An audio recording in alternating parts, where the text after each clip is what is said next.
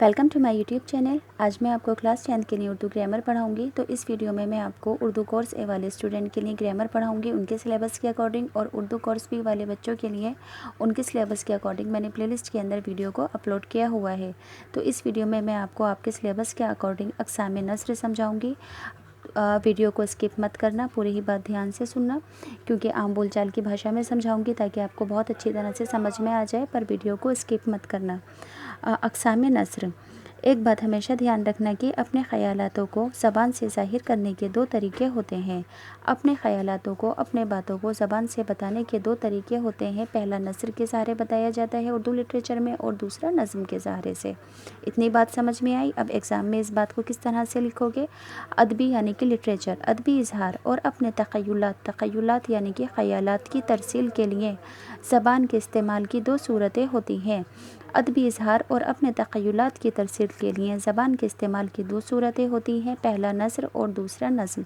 तो पहले ये जानना ज़रूरी है कि नस्र किसे कहते हैं। उर्दू लिटरेचर या फिर उर्दू अदब में जो नज़्म नहीं है वो नस्र है, यानी कि नस्र नज़्म का अपोजिट है।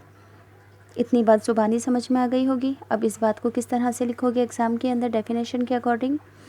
नस्र के लग़वी मायने बिखेरने के हैं, मगर इस्तिलाही मायनों में उस कलाम को नस्र कहते हैं जो नज़्म के बरख़िलाफ़ हो।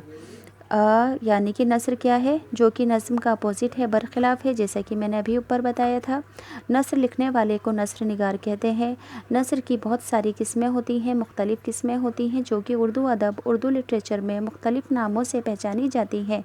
जैसे कि कौन कौन सी किस्में हैं। दास्तान, नोवेल, अफ़साना, ड्रामा, इंशाइया, सफ़रनामा, मकतूब निगारी, सवाने निगारी, खाका निगारी, तनकीद, तबसरा, रिपोर्टास, मकाला, तंज़ व मिज़ा वग़ैरह नस्र की इक़साम है। तो आपके सिलेबस के अकॉर्डिंग आपको कौन कौन सी इक़साम पता होनी चाहिए। दास्तान, नोवेल, सफ़रनामा, मकतूब निगारी, खाका निगारी। तो यहाँ पर मैं आपको सफ़रनामा समझाऊंगी, क्योंकि ये सभी अक़साम मैंने इससे पहले वाली वीडियो के अंदर समझा दिए हैं। अब सफ़रनामा किसे कहते हैं इस चीज़ को जान लो। सफ़रनामे का मतलब ये है कि लिखने वाला यानी कि मुसन्निफ़ अपने सफ़र का हाल अदबी अंदाज में बयान करता है, उसे सफ़रनामा कहते हैं। कि रास्ते में सफ़र करने के दौरान उसने क्या देखा, किस तरह से क्या क्या बातें हुई, वे कहाँ ठहरा था, किस वक्त पहुंचा था। तो सफ़रनामे को दिलचस्प अंदाज के अंदर बयान करने का भी एक हुनर होता है। तो इसकी डेफिनेशन पढ़कर बताती हूँ कि आप कैसे लिखोगे। सफ़रनामा अदब की एक ऐसी सिन्फ़ है, सिन्फ़ यानी कि अदब का एक ऐसा प्रकार है जिसमें मुसन्निफ़ अपने सफ़र का हाल अदबी अंदाज में बयान करता है। यही अदबी अंदाज सफ़रनामों को गाइड बुकों की बेमज़ा तहरीरों से अलग करता है।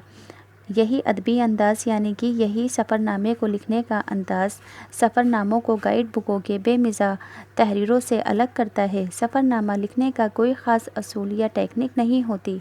लिखने वाला मौके की मुनासबत से एक ऐसा तर्ज या इसलूब यानी कि लिखने का स्टाइल इख्तियार करता है जिससे पढ़ने वाले की दिलचस्पी कायम रहती है। सफ़रनामा अपने तजुर्बात व मुशाहिदात को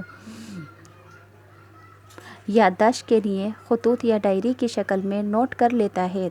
सफ़रनामा अपने तजुर्बात व मुशाहिबात को यानी कि सफ़र के दौरान जो जो बातें बीती थी उनको ख़तूतों के ज़रिए या डायरी की शक्ल में नोट कर लेता है। सफ़र ख़त्म होने के बाद इन्हीं की मदद से सफ़रनामा मुरतब करता है। यानी कि मुसन्निफ़ जब सफ़र कंप्लीट हो जाता है तो उस डायरी से पढ़कर ही सफ़रनामे को लिखता है। एक अच्छा सफ़रनामा पढ़ने वाले के लिए मालूमात का एक ज़ख़ीरा फ़राहम करता है।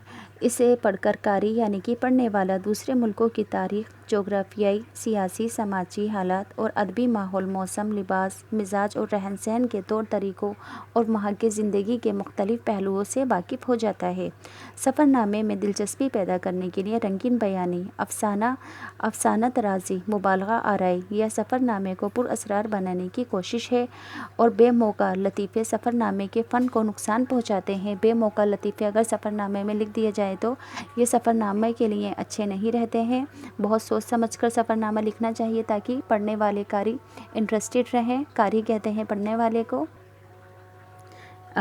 ایسا سفر غیر متبر خیال کیا جاتا ہے جس کے اندر بے موقع پر لطیفے لکھ دیے جاتے ہیں تو ایسا سفر نامہ اچھا نہیں سمجھا جاتا ہے۔ سفر ناموں کی تاریخی، تہذیبی اور سوانحی اہمیت ہے۔ سفر ناموں کی تاریخی، تہذیبی اور سوانحی اہمیت ہے۔ اردو کا پہلا سفر نامہ عجائب فرنگ ہے اور اس کے لکھنے والے یوسف خاں کمل پوش ہیں۔ اردو کا پہلا سفر نامہ عجائب فرنگ ہے اور اس کے لکھنے والے یوسف خاں کمل پوش ہیں۔ تو یہاں سے یہ ویڈیو کمپلیٹ ہوتی ہے۔ اگر آپ کو آپ کے لیے یوزفل لگتی ہے یہ ویڈیو تو پلیز چینل سبسکرائب کر دو اور ویڈیو کو لائک کر دو۔